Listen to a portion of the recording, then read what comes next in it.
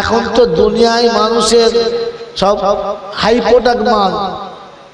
বিয়ের পরে বললে বিয়ের পরে ছেলে নয়, একটার বেশি দুটো নয়, আর দুটোর পরে মোটেই নয়। হ্যাঁ না বলেন?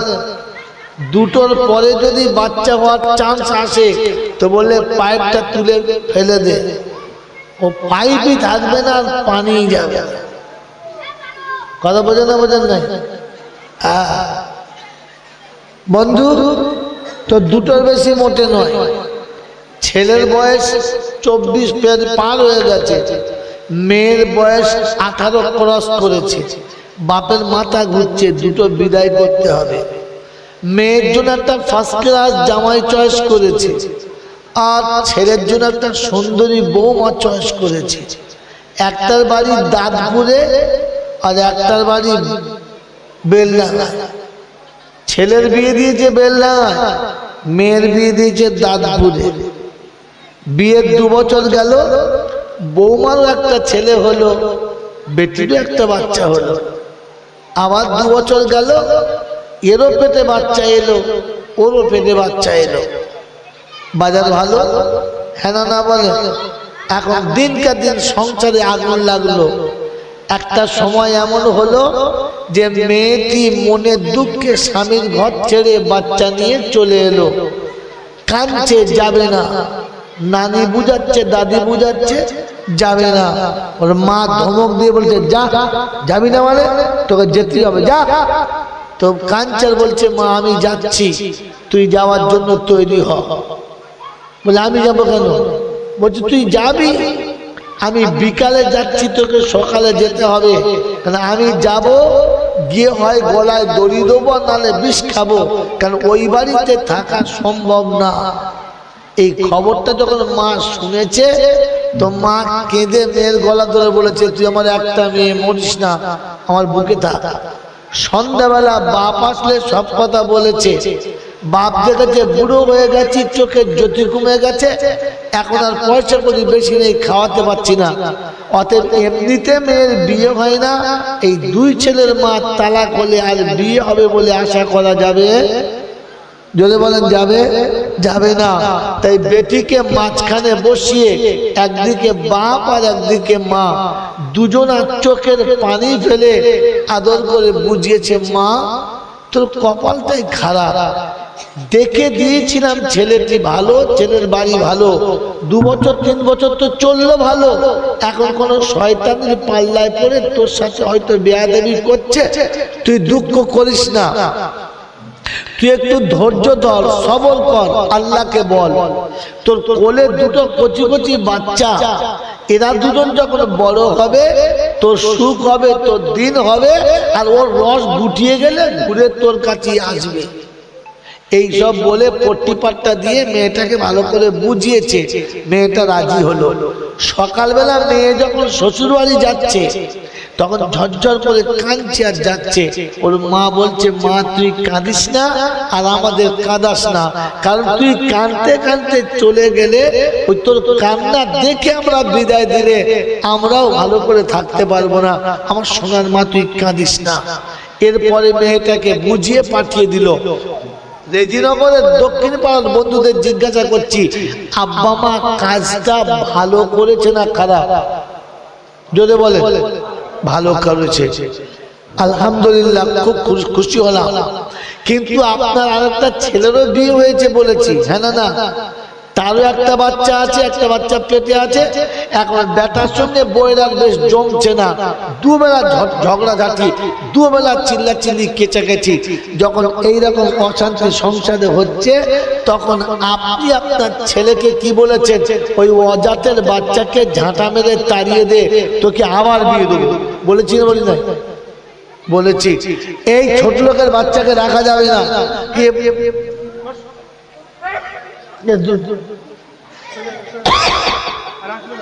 এই ছোট লোকের বাচ্চাকে রাখা যাবে না, এ সংসার মাথায় তুলে রেখেছে, একে দূর করে দে, তোকে আবার বিয়ে দেবো। কি বলেছি না? বলি নাই? যদি বলেন, আপনি কোন লজ্জায় বললেন? আপনি মানুষের খাতায় পড়েন? আপনাকে মুসলমান বলা যায়? আপনি আল্লাহকে বিশ্বাস করেন, কোন লজ্জায় হাত তুললেন? আপনি আপনার ছেলেটাকে বলতে পারলেন না, দেখ বাবা মেয়েটি তো ভালো দেখে এনেছিলাম, এতদিন তো ছিল ভালো, এখন কোনো কারণে হয়তো একটু বেয়াদবি করছে, তো তুই একটু ধৈর্য ধর, শোন ওর পেটে যেটা আর ওর কোলে যেটা, এই দুটো তো আমাদের বংশপ্রদীপ, এই দুটো না থাকলে আমাদের তো বংশ শেষ, আমাদের নির্বংশ হয়ে যাবে। তাই আমাদের বংশপ্রদীপ যার কোলিয়ার যার পেটে, ওকে তাড়াস না, আর ওই অজাতটাকে তাড়িয়ে দিলে আমাদের এই কচি কচি বাচ্চা দুটো নিয়ে পালাবে। আমি দাদু এই শীতের দিনে আমার নাতিরা ওই এতিমের বাচ্চার মতো রাস্তায় বসে থাকবে, আমি কি করে সহ্য করবো বলতো বাপ? আমি পারবো না। শোন, আজকে যদি তাড়িয়ে দিই, ওর মা ওদেরকে নিয়ে কোন অজাত কুজাতের ঘরে চলে যাবে, আর ছেলেগুলো অমানুষ হবে, জানোয়ার হবে। আমার নাতি, আমার কথা, তোর ছেলে অমানুষ হবে, তুই এটা চাস না? তাই ছেলে দুটোকে মানুষের মতো মানুষ করার জন্য ওই হাড়ি বাড়ির মেয়েটাকে রেখে দে, ওর সাথে একটু ভালো ব্যবহার কর। একদিন তোর ছেলেরা বড় হলে তোর বংশ প্রদীপ জ্বলবে, তোর আর আমার নাম উজ্জ্বল হবে, আর ও হতভাগ্য তোর হবে, বুড়ো বয়সার কোথায় যাবে, তখন তোর সংসার তোর হবে। এই ভুল করিস না। আমার দাদু ভাইদেরকে আমি রাস্তায় দাঁড় করিয়ে কাঁদাতে পারবো না, এই কথা বলে কোনোদিন আপনার ছেলেকে বুঝিয়েছেন? তাহলে আপনি কত বড় নেমো খারাপ। হাত তুললেন যে হ্যাঁ আল্লাহকে বিশ্বাস করি, খালি জলটা শুনছেন না, আর হুজুরা সুর করে করে বলছে ইন্নাল্লাহা ওয়া মালাইকাতাহু ইউসাল্লুনা আলান নবী। ও বাবারা, মুড়ি খাবি আর ঘুগনি খাবি, তারপরে বিরিয়ানি পাবি। ও খ্যাপানা কি রে, তোকে সুর করে জলসা শুনতে বলে নাই, জলসাটা বোঝার কথা ছিল আমি যে মুসলমান এটা বুঝিয়ে আগে। এখন এই বিচার করার পরে আমাকে মুসলমান বলে মনে হচ্ছে না চিটিংবাজ মনে হচ্ছে? কথা এইরকম চিটিংবাজ মুখে দাড়ি দেখে আর একবার সুবহানাল্লাহ, তো ফেরেশতারা বলছে তাল বসাকার কবরে চর ঢুঁড়ে দেবো। কথা বুঝেছে? এই জন্য বন্ধু ঠান্ডা মাথায় শোনে, আল্লাহ আপনাকে আমাকে ভাবার তৌফিক দান করুক, বলুন আমি। বলছিলাম না যারা আলহামদুলিল্লাহ বলে নাই তারা হলো বুদ্ধিমান, বলছিলাম না, আর যারা বলেছে তারা ভাগ্যবান। আদম বুদ্ধিমান, আদম ভাগ্যবান, শয়তান বুদ্ধিমান। এই জন্য বললাম আপনাদের ভাষায় বোঝাচ্ছিলাম, ওটা তো আমাদের ভাষা, আপনাদের ভাষা হচ্ছে ইংরেজি। কি বলেন তো? All that glitters are not gold. চকচক করলে সবকটা সোনা হয়? এই চকচক করলে সবকটা সোনা হয়? হয় না। আর মাথায় টুপি দিয়ে বসে মুড়ি খেলে সব শালা মুসলমান হয় না। মুসলমান আলাদা করে হতে হয়, বুঝেছ রে বাবাজি? হ্যাঁ, এই জলসা, মিলাদ, ওয়াজ, নসিহত, বয়ান, বক্তৃতা সব মুসলমানদের জন্য। কাদের জন্য? জোরে বলে, কাদের জন্য? আগে আমি আমাকে জিজ্ঞাসা করি, আমি মুসলমান তো? আল্লাহু আকবার। আজ বলে যাচ্ছি, আপনাদের দেশের মোলচামরা সব বসে আছে, মুসলমানের কবরে কোনোদিন আযাব হবে না, মুসলমানের কবরে কোনোদিন আযাব হবে না, মুসলমানের কবরে কোনো প্রশ্ন হবে না, মুসলমানের কিয়ামতের ময়দানে সূর্যের তাপ লাগবে না, মুসলমানের হিসাব দিতে হবে না, বিনা হিসাবে জান্নাতে যাবে, আল্লাহ নিজে পৌঁছে দেবে। বলুন সুবহানাল্লাহ। আজ পর্যন্ত বলেছে কোন মৌলবি? বলে নাই। এটা বললে পেট চলবে না, 4 দিনের মিলাদ হবে না, 40-এর মিলাদ হবে না, কলমাখানা কুলখানা হবে না, আর আমার জাহান্নাম ভর্তি হবে না। কথা বুঝে এসছে বাবাজি? কথাটা আমি জয়নুল আবেদিন বলছি না, যিনি কায়নাত সাজিয়েছেন তিনি বলছেন। একজনের ঠান্ডা মাথায় কথাগুলো মাথায় নেন, আর ফের আমার মতো গুনেগারকে বিদায় দেন।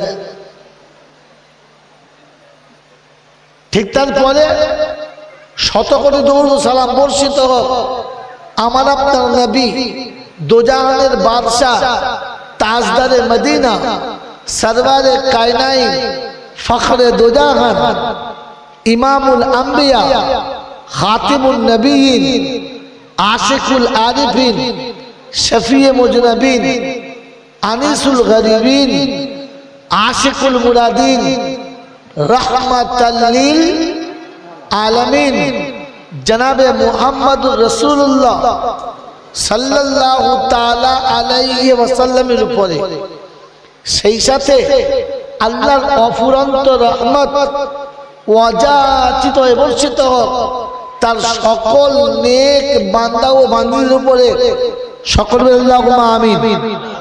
সারা জীবন জলসা শুনেছেন, মাশাআল্লাহ। বক্তা আমার পাশেও বসে আছে, পিছনেও বসে আছে, ডাইনে বামে আছে।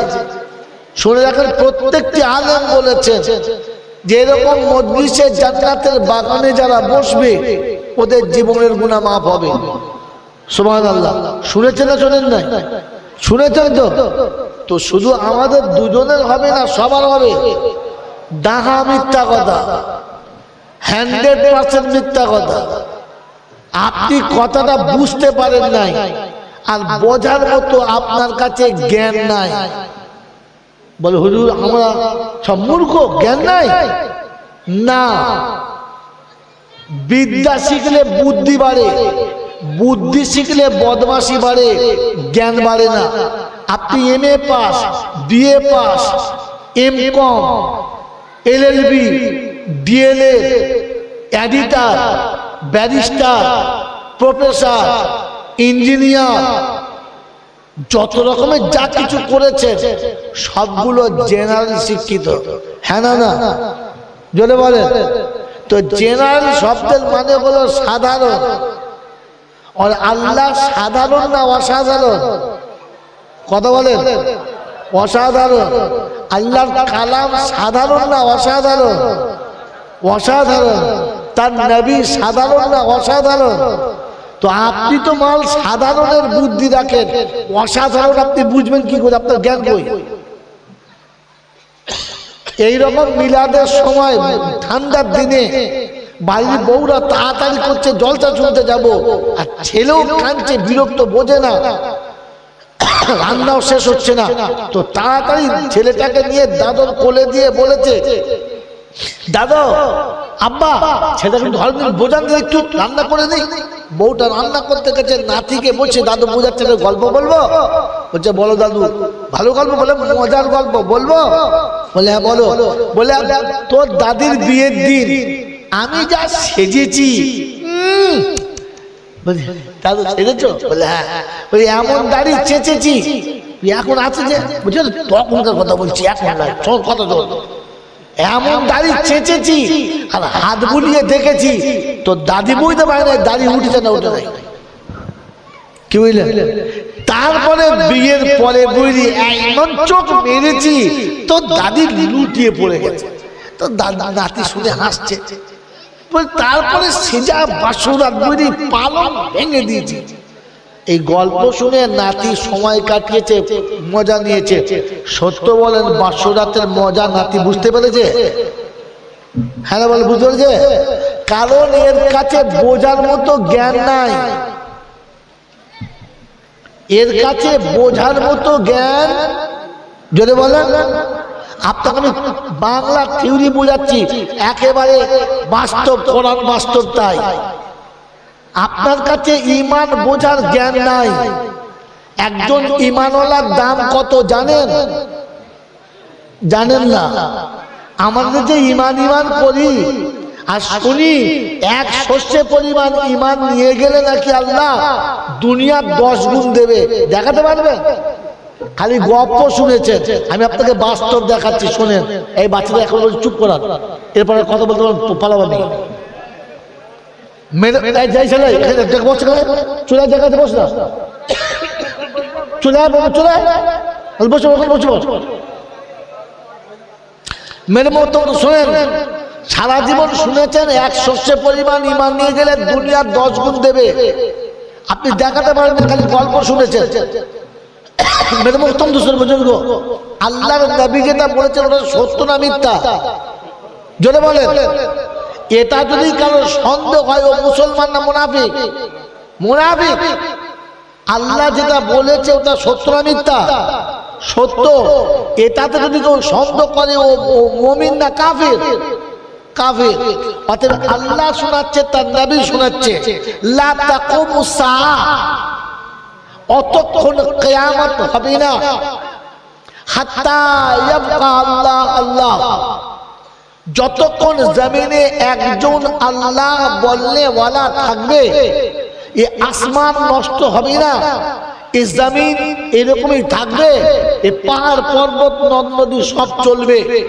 একজন আল্লাহ বললে ওয়ালা যেদিন থাকবে না, এই আসমান উপরে রাখবো না, চন্দ্র সূর্য উপরে থাকবে না, গ্রহ নক্ষত্র সব শেষ করে দেবো। অতএব একজন মুমিনের দাম, একজন আল্লাহ বললে ওয়ালার দাম সারা পৃথিবীর যত নিয়ামত আছে, পৃথিবীর যত সম্পদ আছে, আর গোটা পৃথিবী বিক্রি করলে যত দাম, একজন ঈমানওয়ালার দাম তার থেকে বেশি। কথা বুঝে আসছে? বুঝতে পেরেছেন না শুনলেন? এই শুনলেন না বুঝতে পারলেন? বুঝতে পারলেন না শুনতে পারলেন? মোটেই বুঝতে পারেন নাই। আরে কোন গামচাওয়ালা যদি শোনে যে রাতে শুয়েছিলাম গামচা বেচে, আর সকালে শুনেছে 10 টাকার মালিক, ও চার দোকানে বসে চা খাবে না, খালি ফেলে দেবে, চা নেবে আর ফেলবে। ও তখন চায়ের দোকানে চেয়ারে বসবে না, চেয়ারের উপর ঠ্যাং করে লাফাবে, কারণ ও এখন 10 টাকার মালিক। হ্যাঁ না বলেন? তো আপনি তো বুঝতে পারলেন আপনার দাম আসমান জমিনের বেশি, আপনার মুখে এখন তো সুবহানাল্লাহ বেরোলো না, তারপরে ঘোড়ার ডিম বুঝেছেন, খালি শুনেছেন। খালি আপনার কাছে বোঝার মতো ক্ষমতা নেই, জ্ঞান নেই। কথা বুঝে আসছে? আমি আপনাকে মেশিন ধরাচ্ছি, দেখুন আপনাকে একটু আগে। সারা পৃথিবী আজকাল বলে যে যে মানুষটা যেমন তার দাম তেমন, তার বাড়ি তেমন। হ্যাঁ না না? জোরে বলেন। আমার আল্লাহওয়ালা ভাইরা, এই রেজিনগরের বুকে যার 10 কোটি টাকার মালিক, তার বাড়িটা তাল পাতার ঝুপড়িতে না, হাই কোয়ালিটি। জোরে বলেন। যে গ্লাসে আপনি পানি খান, ওই গ্লাসটার দাম খুব বেশি হলে 10 টাকা, 15 টাকা, 20 টাকা। হ্যাঁ না? কিন্তু ওই বাড়িতে যে গ্লাসে পানি খায় ওটা 250, 300, 400, 500 টাকা। কারণ বাড়িওয়ালার যত দাম, তার বাড়ির বস্তু তত দামি। হ্যাঁ না বলেন? আপনি আমি মোটামুটি পাকা ঘর করে ঢাকা দিয়েছি, কিন্তু যার পকেটে পয়সা আছে সে পাকা ঘর করে শান্তি নেই, সে চিন্তা করছে টালিটা কেমন লাগাবো। শুধু টালি লাগাবো না, টালির ভেতরে কোয়ালিটি দিকে লাগাবো। হ্যাঁ না? তারপরে কি মার্বেলটা লাগাবো তো চয়েসফুল লাগাবো। হ্যাঁ না বলেন? তার দরজার ডিজাইনই আলাদা, যার একটা দরজার দামে আমার ঘরে 6টা দরজা হয়ে যাবে। আল্লাহ পাক শোনাচ্ছে, তুই পৃথিবীতে বিরাজ কর, ফাসিরু ফিল আরদ, দেখতে পাবি আমি আল্লাহ ঈমানদারদের ঈমানের দাম বুঝি। দুনিয়া ঈমানদারের দাম বোঝে নাই, দুনিয়া ঈমান বোঝে নাই, ঈমানের দাম বোঝে নাই। এজন্য আমি আল্লাহ পাক দেখিয়েছি, পৃথিবীতে আম্বানির ঘর দেখবি কত বড়, আদানির ঘর দেখবি কত বড়, মিনিস্টারদের ঘর দেখবি কত বড় বড় আর কত ডিজাইনের। হ্যাঁ না বলেন? আল্লাহ পাক বলেন একজন জান্নাতি, যে আদনা দরজার জান্নাতি, খুব কম দরজার জান্নাতি, ওই জান্নাতের যে জান্নাতের দরজাটা হবে ওই দরজাটা পৃথিবী বিক্রি করলে সম্ভব নয়। গোটা দরজাটা সোনার হবে, তার উপরে হিরে মতি মুক্ত দিয়ে ছবি আঁকা হবে, আর সেখানে মুস্ক আম্বারের গাড়া হবে, আর দরজার সাইডে ইটগুলো একটা সোনার একটা চাঁদির হবে। কারণ তুই ইমানদারের দাম দিস নাই, তুই ইমানের দাম বুঝিস নাই। আমি ইমানদারের দাম বুঝি, তাই তাকে এরকম ঘর দেবো। বলা হয়েছে এখন জান্নাতে যখন জান্নাতের দরজায় যাবে, আর জান্নাতের দরজাটা দেখবে, অবাক হয়ে তাকাবে। কোরআনের ভাষা হলো ওয়ালাকুম ফিহা মা তাশতাহি আনফুসুকুম ওয়ালাকুম ফিহা মা তাদাউন।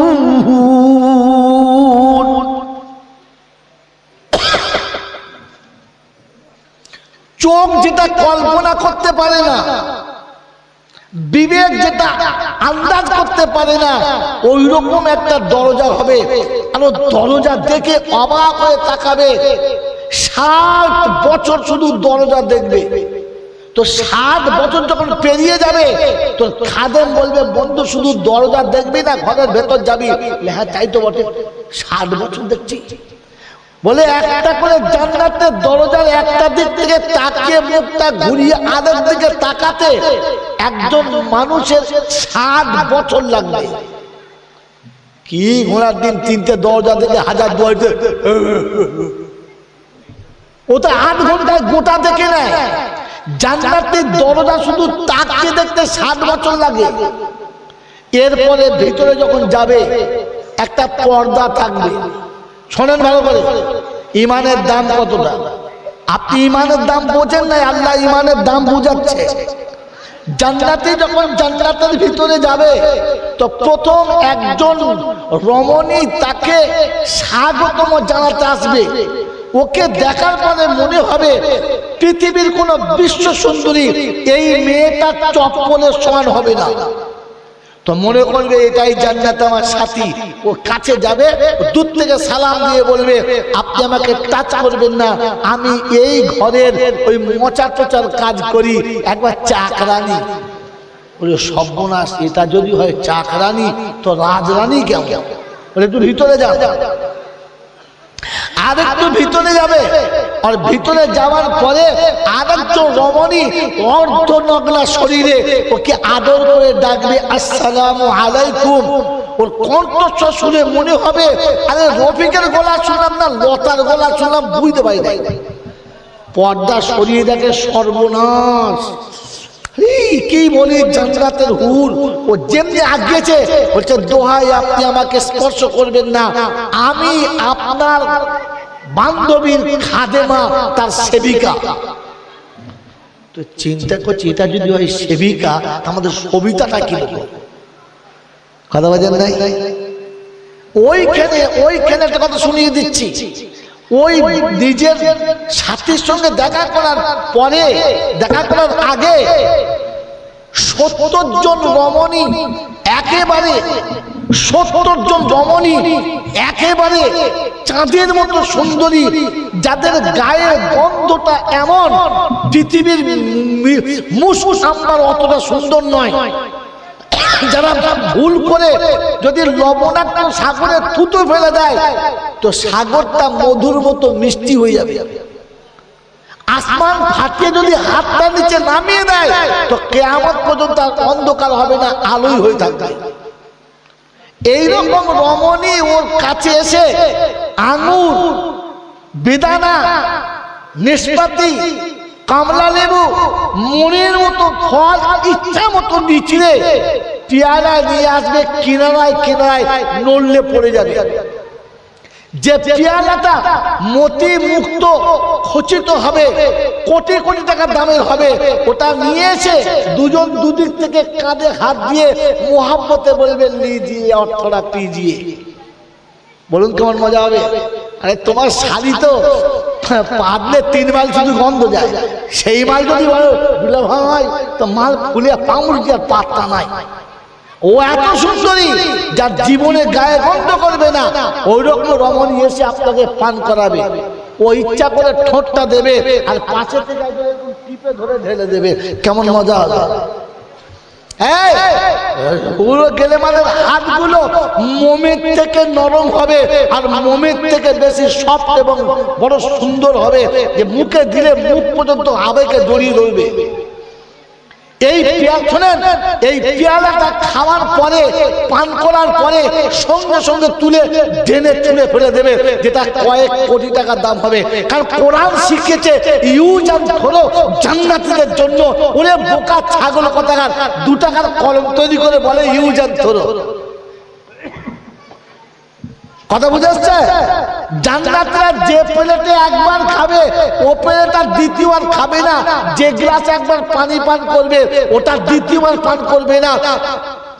যে বিছানায় একবার বসবে দ্বিতীয়বার বিছানায় বসবে না। এটার নাম ইউজ অ্যান্ড থ্রো। ইসলাম থেকে চুরি করে এরা হলো সম্রাট, আর মুসলমান ইসলাম ভুলে সালা কোদালের বাঁট কেউ নিতে চায় না। মুসলমান দেখলেই ঘৃণা করে। এজন্য ইমানের দাম কত বুঝে না। আপনার কাছে যখন ইলম থাকবে, খোদার কথা বলছি, যখন আপনার কাছে জ্ঞান হবে, বাসনাতে বিবি আপনাকে ধরে থাকতে পারবে না। আপনি বিবির হাত থেকে জেতে উঠে পড়বেন আর তাহাজ্জুদ আপনার ছাড়বে না। এই জ্ঞান যখন আপনার কাছে থাকবে, তখন মদের বোতল তো দূরের কথা, কোন যুবতীর দেহের কাপড় খুলে গেলে ও তাকাবে না, শুয়ে পড়বে, নজরটা নিচু করে নেবে। এই জ্ঞান যখন তোমার ভিতরে থাকবে, তখন শুয়োরের গোশত তো দূরের কথা, 15 টাকাতে পেচ্ছাপ করে চলে আসবে, জীবনে ওই বাড়িতে ভাতই খাবে না। এই জ্ঞান যখন তোমার কাছে থাকবে, তো তখন তোমার ফুফুতো বোন আর তোমার খালাতো বোন, 2 বোন দুদিক থেকে গোলা ধরে রাতে ছুড়ে কসম খোদার বলছি ইজ্জত নিয়ে ফেলে যাবে, ইজ্জত নষ্ট হবে না। আর এই জ্ঞান যখন থাকবে না, তো যাওয়ার সময় তেজপাতার মতো চুচে ছেড়ে দেবে, মালের বন্ধ থাকবে। বন্ধু, আপনি ইমানের দামই জানেন না, ইমানদারের দামই জানেন না, মুসলমানের ওজনই জানেন না, তো আপনাকে লোকে মারবে না তো কে মারবে? আপনি আপনার ওজনওয়ালা দামি জিনিসটা ইচ্ছা করে নষ্ট করে দিচ্ছেন। এটা যখন মনে হবে আল্লাহ ইমানের এতটা দাম দিয়েছে, তখন ফজরের নামাজ কাজা হবে না, তখন মালের যাকাত দিতে ভুল হবে না, তখন এতিম মিসকিনকে ভালোবাসতে ভুল হবে না। ও মোবাইল দেবো, হ্যাঁ ওই খাবে তো, মানে শয়তানের পাতায় গোঁজা মারছে, ওইটা বার কর না, এই সুরটা বার কর, বলো বার করছি। আগে ছিঁড়ে নিই, তারপর তো মলম দেবো। কত কি বুঝলে? আগে ঘা ছিঁড়ে নিয়ে মলম দিতে হয়। আগে ইমানের দাম বোঝেন, তারপর সুদ দেখাচ্ছে। বাবাজিরা, সোনারা, লালেরা, জ্ঞানীজনরা, সুধী মানুষেরা, এই জ্ঞান, এই ইলম যখন আপনার কাছে থাকবে, তখন জিন্দেগিতে আপনার বাড়িতে দেওয়ার ভাবির সঙ্গে খারাপ সম্পর্ক রাখবে না। যখন এই ইলম থাকবে, তখন দুলাভাই জীবনে তার শালীর সাথে দুর্ব্যবহার করবে না।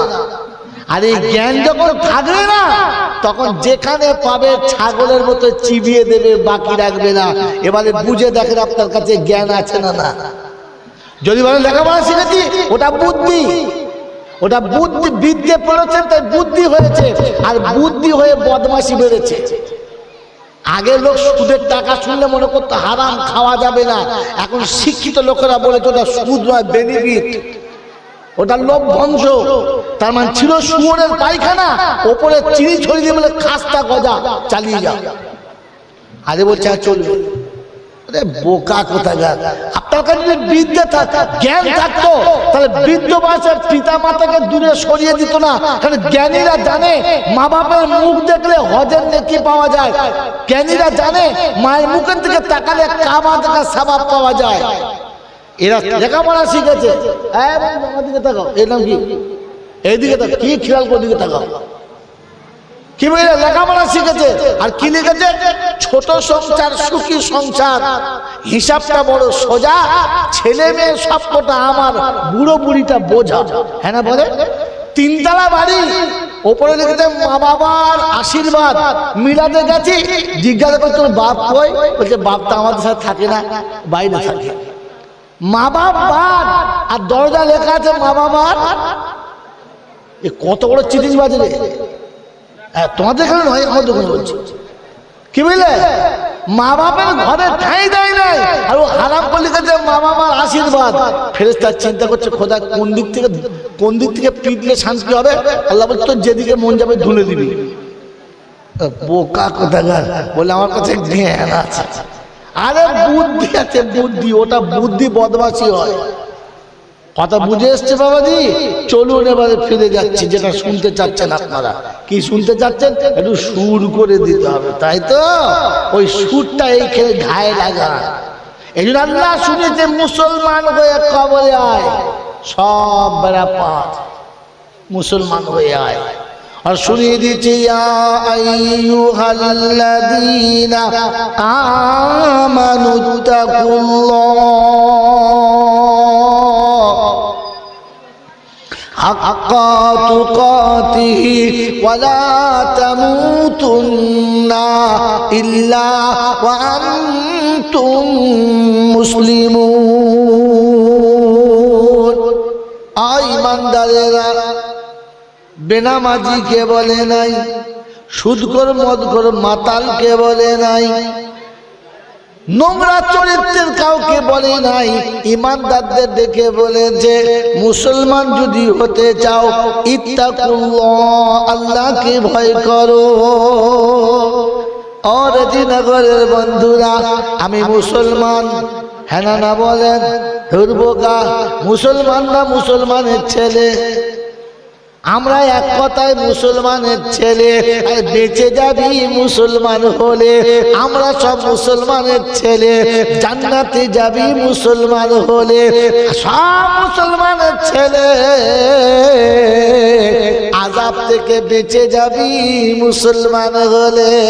তাই কোরআন শোনাচ্ছে ইত্তাকুল্লাহ, আল্লাহকে ভয় করো। জিজ্ঞাসা করি, ওর দিকে তাকাবেন না, আমার দিকে তাকাবেন না, তার দিকে তাকাবেন না। নিজেকে জিজ্ঞাসা করো, মন রে, তুই কি আল্লাহকে ভয় করিস? আল্লাহর যদি ভয় ছিল, শ্বশুর বাড়ির 15 টাকা কে খেলো? আল্লাহর যদি ভয় ছিল, আযান হলে মসজিদ পর্যন্ত কেনা গেল। আল্লাহর যদি ভয় ছিল, মা বাপ কেন বাড়ির বাইরে চলে গেল? আল্লাহর যদি ভয় ছিল, ভাইয়ে ভাইয়ে কেন ঝগড়া করে এক ভাই আরেক ভাইকে খুন করলো? আল্লাহর যদি ভয় ছিল, বোনের সম্পত্তি কে কে মেরে খেয়েছো বলো? আল্লাহকে ভয় কর। ওই বাবাজিরা, সোনার লালেরা, জ্ঞানীজনেরা, সুধী মানুষেরা, কোরআন শোনাচ্ছে ইত্তাকুল্লাহ হাক্কা তুকাতিহি ওয়া লা তামুতুন্না ইল্লা ওয়া আনতুম মুসলিমুন। যদি মুসলমান হতে চাও, তাহলে বাঁচার জন্য আল্লাহর ভয় দিলেতে প্রথম বসাও, ঈমানটাকে তাজা করে নাও।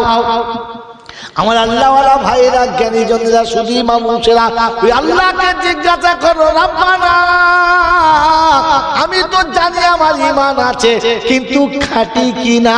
তো কোরআন বলছে মিলিয়ে নে কাদের সাথে, যাদের ঈমান আমি ভেরিফাই করেছি।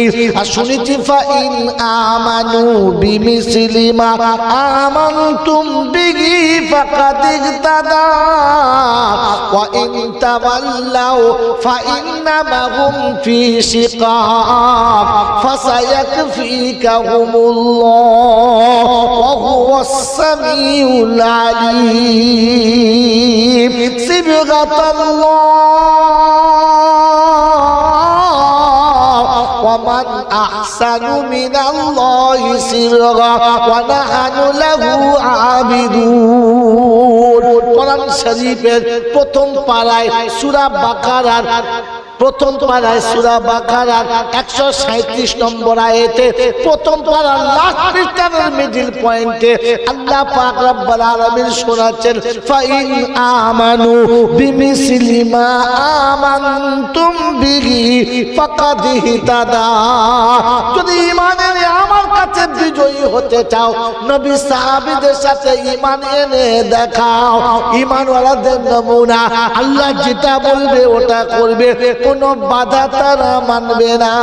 বলে নমুনা কোরআন বলছে ওয়াল্লাযীনা আমানু ওয়া হাজারু ওয়া জাহাদু ফি সাবিলিল্লাহ ওয়াল্লাযীনা আওয়াউ ওয়া নাসারু উলাইকা হুমুল মুমিনুনা হাক্কান লাহুম মাগফিরাতুন ওয়া রিজকুন কারীম।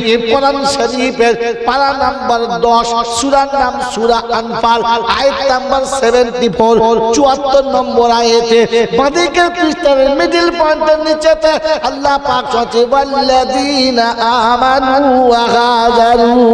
ওরা ঈমানদার, ওদের ঈমান আছে। আমি আল্লাহ বলছি, আমি ডাকলে যারা সঙ্গে সঙ্গে আমার ঘরে এসেছে, কার বিলম্ব করবে না। আল্লাহ সঙ্গে সঙ্গে আসতে হবে, কোথায় আছে তো শুনিয়ে দিচ্ছে ইয়া আইয়ুহাল্লাযীনা يا أيها الذين آمنوا إذا نودي للصلاة من يوم الجمعة فاسعوا إلى ذكر الله وذروا البيع ذلكم خير لكم إن كنتم تعلمون। কোরআন শরীফের পারা নাম্বার 28, সূরার নাম সূরা জুমা, আয়াত নাম্বার 9, 10 রব্বুল জালাল শুনিয়ে দিয়েছেন ইয়া আইয়ুহাল্লাযীনা আমানু ইযা নুদিয়া লিস-সালাহ। ও ঈমানদারেরা, নামাজের জন্য যখন তোমাকে ডাকবো সঙ্গে সঙ্গে আসবে। চাষ, চাকরি, ব্যবসা কিছু জন তোমাকে আটকাতে পারে না। বলে আল্লাহ এরকম একটা দুটো নমুনা, একটা দুটো স্যাম্পল দেখাও, খুশি হব। তো কোরআন বলছে রিজালুল লা তুলহিহিম তিজারাতুন ওয়ালা বাইউন আন যিকরিল্লাহ ওয়া ইকামিস সালাতি ওয়া ইতাইজ যাকাত ওয়া ইয়াখাফুনা ইয়াওমান তাতাকাল্লামু ফীহিল কুলুবু ওয়াল আবসার লিয়াজজিয়াহুমুল্লাহু আহসানা মা আমিলু ওয়া ইয়াযীদাহুম মিন ফাদলিহি ওয়াল্লাহু ইয়ারযুকু মান ইয়াশাউ বিগাইরি হিসাব। কোরআন শরীফের পারা নাম্বার 18, সূরার নাম সূরা নূর, আয়াত নাম্বার 37, 37 নম্বর আয়াতে তার দিকের পৃষ্ঠার নিচে থেকে 4টে লাইনের উপরে আল্লাহ পাক শুনে দিচ্ছে রিজালুল লা তুলহিহিম তিজারাতুন ওয়ালা বাইউন আন যিকরিল্লাহ। আমার আওয়াজ যখন যাবে মিল আটকাতে পারবে না, আমার আওয়াজ শুনবে যখন কল আটকাতে পারবে না, অফিস আদালতে থাকবে না, চাকরি বাকরিতে আটকাতে পারবে না। মনে হবে রব্বানা চোখে যদি তুই না দিলে কোনো সারা চাকরি দিত না। ফুটুনির বাচ্চা বলে আমি বড় চাকরি করি, জানি ব্যস্ত আছে, হারাম কর অন্ধ। তোর কোন বাবা চাকরি দিস কর? তোকে তোর মাথায় বিদ্যে খোদা না দিলে কোন হারামির বাচ্চা তোকে অফিসে বসাতো জিজ্ঞেস কর। শুধু বুড়ো আঙুলটা কেটে নিলে কলম ধরতে না পারলে কোন বেচমার বাচ্চা তোকে অফিসে বসে চাকরি দিত এসি তোলাতে? এখন আবার আল্লাহ ডাকলে বলে খুব ব্যস্ত, জানি খুব চাপই আছে। খোদা বলছে কবর চিপে ঠিক করে দেবো, আসল চাপ চ কবরে চ না।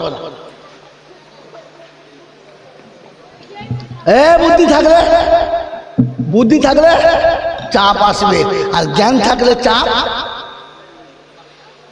জ্ঞান থাকলে চাপ থাকবে না, জ্ঞান থাকলে চাপ থাকবে না, বুদ্ধি থাকলে যদি বল বহুত চাপ। ফেরেশতাদেরকে আল্লাহ বলে চাপ, তুই চাপ চাপ, পাঁজর ভেঙে যাবে, এক পাঁজরের হাড় আরেক পাঁজরের ভেতরে চলে যাবে, আর তুলে জমিনে কাঁচা মারবে আর ছাড়াবে। কি ব্যাপার? চাপ ছাড়াচ্ছে। তো খুব চাপ ছিল বল, ফেরেশতা ডাকছে, আল্লাহ ডাকছে, আল্লাহু আকবার। এখন বলছে চাপ আছে। আল্লাহকে জিজ্ঞাসা করে, আল্লাহ ঠ্যাংগুলো যদি না দিতিস তো ছেটুরে গোটা মুর্শিদাবাদে ভিক করে খেতে হতো। ঠ্যাংগুলো না দিলে চাকরিও দূরের কথা, বেগ দিত না লোকে। হ্যাঁ না বলেন না? বাবাজিরা, এরপরে আজান হয় আর বলে খুব চাপি আছে বলে বলছে। আপনি বলছেন বটে, আল্লাহ পাক শুনেছেন, ভাব ভাব পিছনে ভাব। আর শুনিয়ে দিয়েছে রিজালুল্লাহ তুলহিহিম তিজারাতুন ওয়ালা বাইউন আন যিকরিল্লাহ ওয়া ইকামিস সালাতি ওয়া ইতাইজ যাকাত ويخافون يوما تتقلب فيه القلوب والأبصار নয়ন যুগল পানিতে ভরে গেছে একবার মনে হয়েছে রব্বানা নিঃস্ব ভিখারি ছিলাম দুদানার মালিক ছিলাম না তুই কোটিপতি করেছিস খোদাই তা তোর করুণা তুই যদি না দিতিস খোদা আমার কিছুই ছিল না আমার মায়ের পেটের ভাই ভিক করে খায় এখনো ঘর করতে পারলো না আমার মায়ের পেটের বোন এখনো রাস্তার পাশে বসে আছে বাড়ি বানাতে পারলো না আমার এতগুলো ঘর দিয়েছি শোয়ার মানুষ পেলাম না হ্যাঁ না বলেন না একটাই তো ছেলে 14 তলা বাড়ি তো সবে না চিত বলেন বলেন আল্লাহ পাক রব্বুল আলামিন বলে একবারও আলহামদুলিল্লাহ বললি না তো শুনে রেখে দে আমি আল্লাহ শুনিয়ে দিচ্ছি একদিন এমন সময় ডাকবো সেদিন তোর পাশে কেউ থাকবে না সেদিন মনে হবে কেন ঘর বানালাম ভুল করেছি আগে জানলে বানাতাম না কোথায় আছে ফালাউলা ইযা বালাগাতিল হুলকুম وأنتم حينئذ تنظرون ونحن أقرب إليه منكم ولكن لا تبصرون কোরআন শরীফের পারা নাম্বার 27 সূরার নাম সূরা ওয়াকিয়া আয়াত নাম্বার 85 85 নম্বর আয়াতে রব্বুল জালাল সূরাতে ফালাউলা ইযা বালাগাতিল হুলকুম ওয়া আনতুম হিনাইযিন তানদুরুন গলা যখন ঘর করবে চোখের পাতা পড়বে না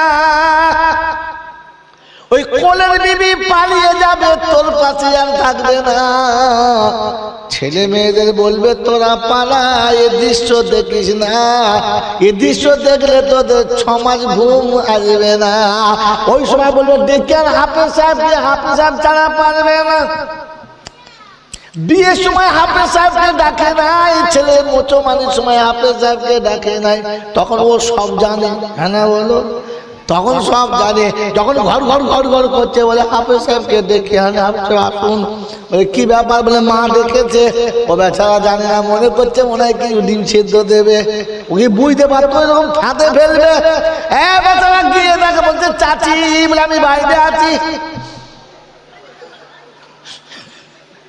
ওই কেন ডেকেছে বলতো চাচা ভেতরে আস ভেতরে গিয়ে দেখে গরুর মতো চোখ বার হয়ে গেছে আর কুত্তার মতো জিভ বার হয়ে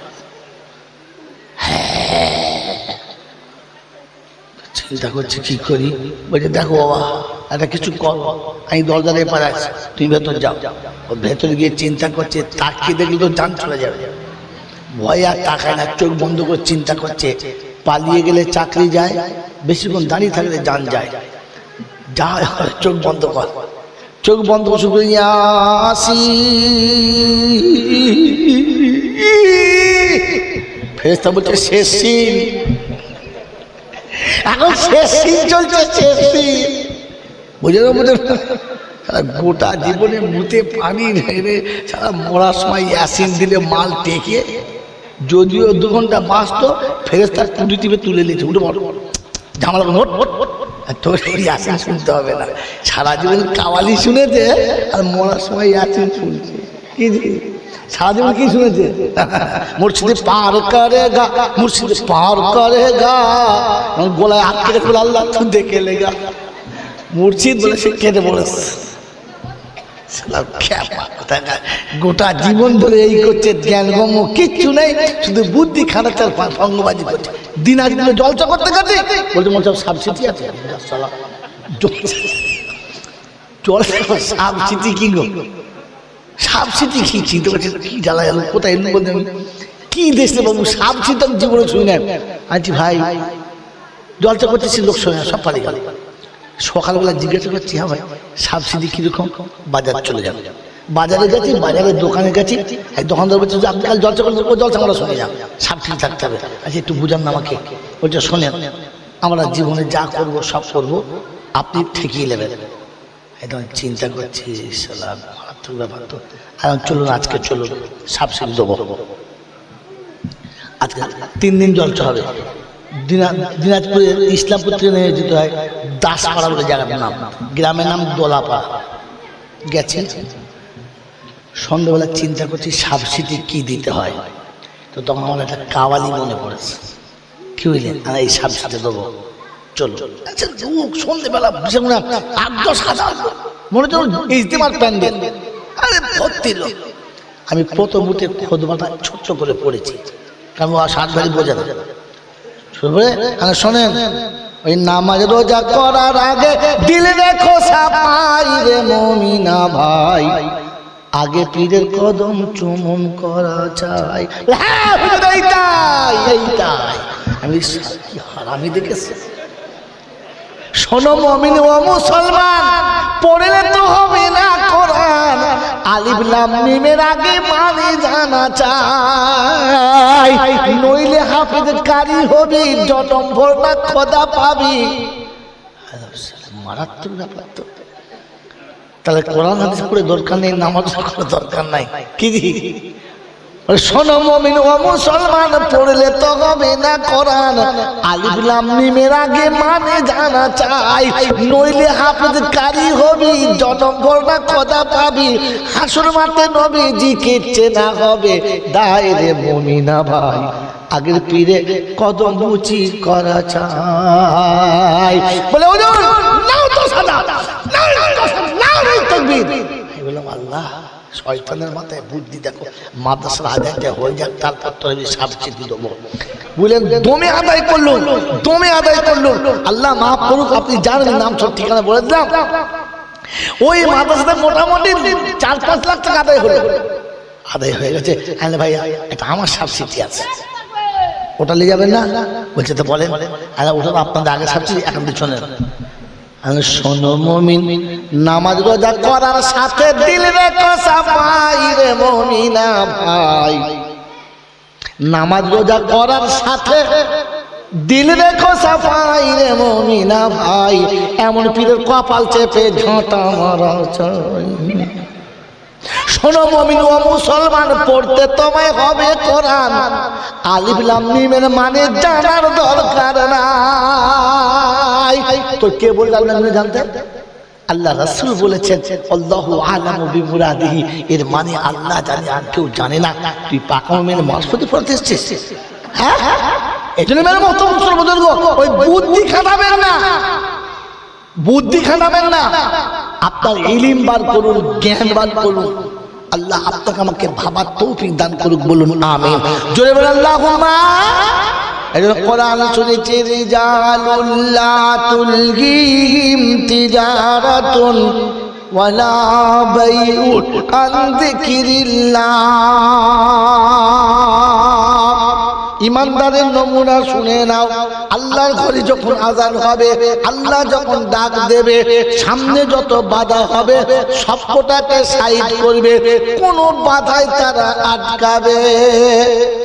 জোরে বলেন আটকাবে, আটকাবে না।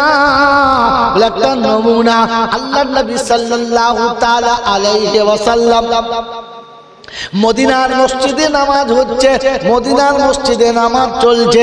ফজরের নামাজের পরে রাসূল ঘুরে বসলেন, সাহাবীরা বসে গেলেন, শুনিয়ে দিলেন আমার সাহাবীরা, যুদ্ধের জন্য কে কে যাবে তৈরি হও, যুদ্ধের জন্য কে কে যাবে তৈরি হও।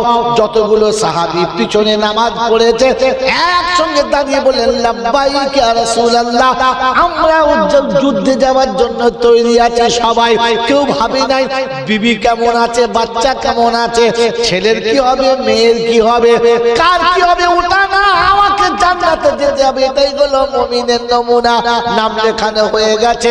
আল্লাহর নবী বললেন শোনো সাহাবীরা, প্রথম তোমাদের যুদ্ধের কমান্ডার যায়েদ বিন হারিস হবে, দ্বিতীয় কমান্ডারটা জাফর বিন আবু তালেব হবে, তৃতীয় কমান্ডার আব্দুল্লাহ বিন রাওয়াহা হবে, আর তারপরে যাকে পছন্দ করবে তাকে করে নেবে।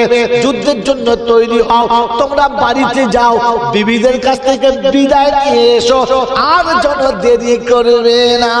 হয়তো যায়েদ বিন হারিস দাঁড়ালেন, দাঁড়িয়ে বললেন, ইয়া রাসূলুল্লাহ, ইয়া হাবিব আল্লাহ, আপনার সংসারের আমি একজন মেম্বার, আপনার ঘরে রান্না করে আমি খেতে পাই, যেদিন রান্না হয় না পানি খেয়ে সুপার চবুতরায় শুয়ে যায়। ইয়া রাসূলুল্লাহ, ইয়া হাবিব আল্লাহ, আপনি আমার আব্বার মতো, আপনি অনুমতি দিয়েছেন, আমাদের আয়েশা আমার মায়ের মতো, তাই পর্দা থেকে বললাম, মা সন্তান যুদ্ধে যাচ্ছে, দোয়া করো। আমিও বিদায় নিয়ে নিলাম। চলো সাহাবী তৈরি হও। জাফর বিন আবু তালেব ফজরের নামাজ পড়ে টুক টুক টুক টুক করে বাড়ির কাছে চলে গেলেন। দরজার কাছে গিয়ে বললেন, আসসালামু আলাইকুম ওয়া রাহমাতুল্লাহি ওয়া বারাকাতুহু। আয় বাপজিরা, শোনাচ্ছেন বন্ধুরা, আমার আল্লাহওয়ালা ভাইরা, আমি সত্যি মুসলমান, আমি সত্যি কি মুসলমান? যদি মুসলমান ছিলাম তবে বিবিকে সালাম দিতে কেন ভুলে গেলাম? আল্লাহ কোরআনে পাকে বলছে, ইয়া আইয়ুহাল্লাযীনা আমানু লা তাদখুলু বুয়ুতান গায়রা বুয়ুতিকুম হাত্তা তাস্তানিসু ওয়া তুসাল্লিমু আলা আহলিহা, যালিকুম খায়রুল লাকুম ইন কুনতুম তা'লামুন।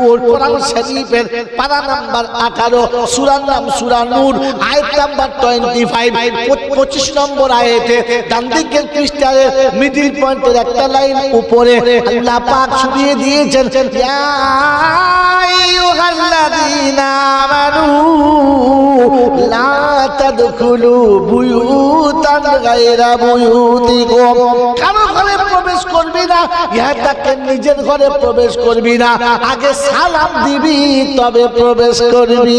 বললে আল্লাহ গো, তোমার নবীর সুন্নাত বললে, আমার নবী যখনই বাড়ি ফিরতেন দরজার কাছে ডাক দিতেন, আসসালামু আলাইকুম ইয়া খাদিজা। আমাদের খাদিজাতুল কুবরা রাদিয়াল্লাহু তাআলা আনহা দরজা খুলে দিয়ে সালামের জবাব দিতেন, এক সালামের জবাব দিতেন। একদিন, দুদিন গেল, 4 দিন, 5 দিন গেল, 10 বছর যখন হয়ে গেছে, আল্লাহ নবী জিজ্ঞাসা করে, খাদিজা গো, আমি যখন আসি সালাম দিই, এক সালামে দরজা খুলে দাও, তোমার কি রাতে ঘুম আসে না? তুমি কি ঘুমাও না? তোমার চোখের পাতা কি লাগে না? আল্লাহ নবীর সালামের কথা শুনে আমাদের খাদিজা বলেছিলেন, ইয়া রাসূলুল্লাহ, ইয়া হাবিবাল্লাহ, আপনি যখন ঘর থেকে চলে যান তখন খাঁচা থাকে, প্রাণ পাখি থাকে না। সংসারের সব কাজ সেরে বিছানা সুন্দর করে ঝেড়ে পায়ের কাছে বসে থাকে এই অপেক্ষাতে, যতক্ষণ বিছানার সাহিংসা আসবে না, এ খাদেমা, এ দাসী বিছানায় দেহ রাখবে। এটা নবীর বিবি খাদিজা, আর আমাদের সব খাদেজা। কোথায় যাবো না, মানে গাড গায়ে যায়। স্বামী মাথায় বাস করে যাবো, শুয়ে পড়েছে, বলছি তোর স্বামী আজ আসবে না? বলে ভালোই আমরা আস্তে আস্তে বাবা, এমনি খাদিজা হবে না বাবা, জান্নাতের 8টা দরজা এমনি খোলা থাকবে না, তারই অনেক খাদিজা। প্যারা নবী সাল্লাল্লাহু তাআলা আলাইহি ওয়াসাল্লামের সবথেকে ছোট বিবি আম্মা জান আয়েশা সিদ্দিকা রাদিয়াল্লাহু তাআলা আনহা সন্ধ্যাবেলায় বিছানা করে বসতে বসতে ঘুমিয়ে গেছে। আল্লাহ নবী এশার নামাজ পড়ে বাড়ি ফিরেছেন, ডাক দিচ্ছে, আসসালামু আলাইকুম ইয়া আয়েশা। কোনো জবাব আসে না, আবার ডাকে, আসসালামু আলাইকুম ইয়া আয়েশা। কোনো জবাব আসে না, তৃতীয়বার সালাম দিলেন, আসসালামু আলাইকুম ইয়া আয়েশা, আমি রাসূল এসেছি, দরজা খুলে দাও। কোনো জবাব আসে না। আল্লাহ নবী সাল্লাল্লাহু তাআলা আলাইহি ওয়াসাল্লাম দরজার পাশে বসে গেলেন, এই বলে বসলেন, আমার আয়েশা মনে হয় ঘুমিয়ে গেছে, এই কাঁচা ঘুমে আয়েশা কি তোলা যাবে না? আমরা বাড়ি গিয়ে যদি আয়েশা দরজা না খোলে, শালা দরজা থাকবে? দরজার হুকুম ভেঙে ঢুকে বলে, কোথায় কোথায় ও মনে মনে করলো খোদা আজ কিয়ামত হয়ে যাবে। কি এরা আবার দরুদ শরীফ বলছে, ফেরেশতা বলছে আসতে বল, আগে নবীর সুন্নত আদায় কর, পরে দরুদ পড়বি। আগে মুসলমান হ, পরে দরুদ পড়বি। কারণ দরুদ মুসলমানের জন্য, সবার জন্য না। মুসলমানকে এশার নামাজ পড়ে নাই যে কি এরা কি মুসলমান কারা? মাগরিবের নামাজ পড়ে নাই যারা, এটা দাঁড়িয়ে আছে এরা সব তো পাকা মুসলমান। আমার আল্লাহ ভাইয়েরা, জ্ঞানীজনীরা, বুদ্ধিজীবীরা, সব থেকে ভালো মুসলমান হলো তারা বুড়ো বয়সে বাপ মাকে তাড়িয়ে ঘর থেকে বার করে দিয়ে যারা ঝামেলা। খোদার কসম করে বলছি, কালকে আজকে সকালে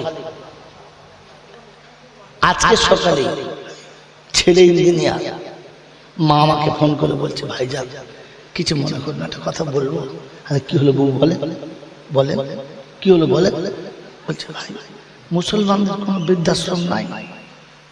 কেন বাবু এমন কথা কেন বলছেন? আপনার বাড়ি দেখেছি, আজ বাড়ি সোনার চাঁদ ছেলে আপনার। বলছেন খুব কষ্টে আছে, যদি কোনো মুসলমানদের বৃদ্ধাশ্রম থাকে আমাকে ঠিকানাটা দেবেন। আপনি আমাকে যদি না দিয়ে আসেন আমি ঠিকানা ধরে একাই গিয়ে ভর্তি হয়ে যাব। কি ছেলে হজ হতে যাচ্ছে, মা বৃদ্ধাশ্রমে যাচ্ছে, যে শালার হজ হবে, এ হজ হবে। একে যে হাজি বলবে সে অপরাধী, একে যে হাজি বলবে সেও গুনাহগার। এ ফিরে আসলে মোসাফা করতে গেলে গুনাহ হবে। মাকে বৃদ্ধাশ্রম ভর্তি করে বাবা হজ করতে যাচ্ছে, গিয়ে বলছে আল্লাহ, আল্লাহ বলছে ফেরেশতা বাড়ি বার কর, বাঁশের গোড়ার দিকে বাড়ি করবে। অল্প মারা এসে মারা হয়নি, এক্ষেত্রে এমন মারা মারতে হবে যেন কিয়ামত পর্যন্ত পাছে হাত দিলে বুঝতে পারবে দাগটা কিসেতে, বুঝলো সে বাড়ি পড়ে না। এখানে আল্লাহওয়ালা ভাইরা, দরুদ মুসলমানের জন্য। কার জন্য বলে? জরিমান কার জন্য? মুসলমানের জন্য। আল্লাহ পাক রব্বুল আলামিন শোনাচ্ছেন, আল্লাহ পাক শোনাচ্ছেন মুসলমানের নমুনা শুনে নে। ডাক এসেছে, ফজরের নামাজ পড়েছে, টুকটুক টুকটুক করে বাড়ি এসেছে। বিবিকে শোনাচ্ছে আসসালামু আলাইকুম ওয়া রাহমাতুল্লাহ। বিবি ছুটে এসে দরজার কাছে খুলে দেয়, শোনায় ওয়ালাইকুম আসসালাম ওয়া রাহমাতুল্লাহি ওয়া বারাকাতুহু। বলে বিবি কি করছো? বলে স্বামী গো, আপনি ফজরের নামাজ পড়ে বাড়ি আসবেন, আপনার জন্য নাস্তা বানাচ্ছি, আপনাকে একটু নাস্তা খাওয়াবো। বললে বিবি এটা মজার গল্প শোন, আমি নবীর কাছ থেকে শুনেছি, আল্লাহ নবীর কথা। বিবি শোনাচ্ছে, স্বামী নাস্তা প্রায় হয়ে গেছে, আপনি বসে যান, হাত পা ধুয়ে বসে যান, আমি আপনার নাস্তা লাগিয়ে দেব, আমি আপনাকে নাস্তা চামচে তুলে হাতে তুলে আপনার মুখে খাওয়াবো, আপনি খাবেন আর গল্প বলবেন। জীবনে বউ খাইয়েছে কথা বল, হ্যাঁ পানির গ্লাস এমন ঠুকে দিয়েছে অর্ধেক পানি বাইরে, পানি চলছে, এ কি করলে ও আপনাকে গালে তুলে খাওয়া রেঁধে দিয়েছে, ভাগ্য ভালো বীজ ঢেলে দেয় সমান হলো। কি রে? হ্যাঁ এখন তো প্ল্যান চলছে, মহিলাদের গ্রুপ লোন হচ্ছে না, গ্রুপ লোনের প্ল্যান চলছে, সপ্তাহে একদিন করে স্বামীদের রান্না করার কথা। সারা জীবন খালি আমাদের হাতে খেয়ে খেয়ে মুখে চর্বি বেড়ে গেছে, চর্বি ফাটিয়ে দেবো একদিনে, যা রান্না করে বলি ভালো হয় না। কি বেশি না এসে গেছে আমাদের দেশে, এসে গেছে আপনাদের আসে না, আমাদের দেশে গেছে। হ্যাঁ জি, মুসলমানের ছেলে তুমি মুসলমান আছো নাকি ভেবে দেখো। আল্লাহ পেয়ারা নবী সাল্লাল্লাহু আলাইহি ওয়াসাল্লাম শোনাচ্ছেন যে আমার সাহাবীদের সঙ্গে ঈমানের পাল্লা লাগাও। ও গিয়ে শোনাচ্ছে বিবি নাস্তা, বলে আমি আপনাকে খাওয়াবো, খাবেন আর গল্প শোনাবেন? তো বলছে বিবি খাবো গল্প শোনাবো ঠিক আছে, কিন্তু দেরি হলে গল্পের মজা চলে যাবে। তো বিবিও ঈমানদার, বলছে নাস্তা ফেলে দাও, গল্প শোনা। গল্প কি? গল্প হলো আমি ফজরের নামাজ পড়ে বার হলাম, আল্লাহ রাসূল যুদ্ধের জন্য ডাক দিলে আমি নাম লিখিয়েছি। বললেন আলহামদুলিল্লাহ। আমাদের বউরা হলে বলতো বাজ পড়ার বুদ্ধি কবে হবে, এখন শীতের দিনে আবার যা সকালে ডিম সেদ্ধ করে দেবো, খাবে, মরতে যাবে, যেতে হবে না। কি জি, ও তবলিগের নাম লিখিয়েছে, বিকেলবেলা গিয়ে বলে হবে না। বলে কেন? সে তো চাচি বলেছে শীত পার হয়ে যাবে। ওই শীত পার হবে তো বাঁচবে, কোনো গ্যারান্টি আছে? কালকের ঘটনা, কালকে গতকালকে আমি ছিলাম নদিয়া জেলার হরিণঘাটায় সাতগড়িয়া গ্রামে। বেচারি রাজমিস্ত্রির কাজ করে, সারা জীবন মিস্ত্রি করছে, কালকে ছাদ ঢেলে সব কাজ সেরে তাড়াতাড়ি যাচ্ছে। সে হতভাগা জয়নাল আসবে, জলসা শুনবো, সাইকেল নিয়ে যাচ্ছে। আল্লাহ, জলসা করতে গিয়ে কেঁদে ফেললাম। বেচারি 3 মাথার মুখে হরিণঘাটার মুখে ঘুরতে গেল, আর সাইকেল থেকে পড়লো, আর 10 টাকা লরিটা মাথার মধ্যে চলে গেল, কোথাও মাথাটা ফ্র্যাকচার হয়ে গেল। জলসায় কথা বলেছি, কিন্তু দুর্ভাগ্য চোখের পানি বন্ধ করতে পারি না। আল্লাহ, একটু আগে ছুটতে বেচারা আসছিল এই পাটির কথা শোনার জন্য, চলে গেল। আল্লাহ, তুই শুনতেও দিলি না। আজকে বৃহস্পতিবার রাত, জুমার রাত, দোয়া করছে আল্লাহ এই রাতেরও সিরাজটি মাফ করে দিস। আমি আর আপনি যে বসে আছি, কাল সকালবেলা উঠে আবার যে মসজিদে যাবো, কোনো গ্যারান্টি আছে বাবু? গ্যারান্টি আছে? আল্লাহ নবী সামনে বসে বললেন, বিবি যুদ্ধের জন্য নাম লিখিয়েছি। তো বিবি বলে আলহামদুলিল্লাহ। বললে বিবি আর একটা কথা বলা হয় নাই। বললে কি? বলে আমি যুদ্ধে কমান্ডার হব। বিবি বললেন সুম্মা আলহামদুলিল্লাহ। স্বামী, আমি বড় ভাগ্যবতী, আপনি যুদ্ধের কমান্ডার, আমি কমান্ডারের বিবি। আমি আপনার কাছে দুটো হাত তুলে, আল্লাহর কাছে দুটো হাত তুলে দোয়া করব, আপনি তো আমার সঙ্গে আমিন বলবেন। বললে চলো দোয়া করো।